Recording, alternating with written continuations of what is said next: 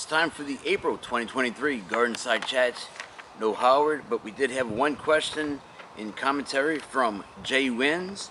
And Jay Wins has the question, what is the best way to grow little red peppers in containers this summer? What squash would you recommend for the new gardener? So I believe Jay Wins is either in Louisiana or South Mississippi. I'm not sure. In these questions, these types, put your general area, maybe just your state. That way I have an idea of what zone, because depending on your zone dictates when you can grow, what you can grow. So I think you're in either Louisiana or Mississippi. So either which way, this works out fine. So with regards to the red peppers in containers, are you thinking the bird's eye peppers? That's what's those small peppers, small easy container peppers. You will need at least a 3-gallon bucket with drainage holes. You can use a 3-gallon bucket, 5-gallon bucket, something like that.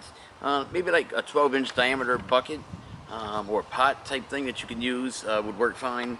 As far as the soil, you need a good soil mix of either garden soil or potting soil mixed with compost.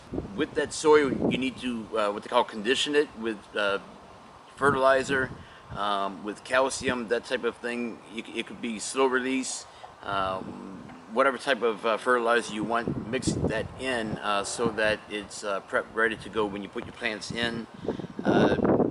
You need to ensure adequate moisture and fertilizer. Because of the container, you need to fertilize it more because it just filters straight through. It's not like it's in the ground where the plant would have access to whatever's in the ground. You only have a certain depth with the potting plants, and the water just goes through, the fertilizer leaches out.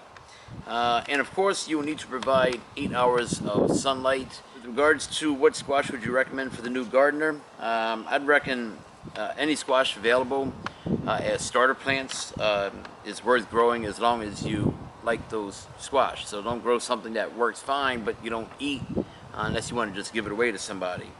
A couple of examples of some good starter ones are patty pan. Those look like spaceships. Those are round those discs. You got yellow crookneck, yellow straight neck squash is good.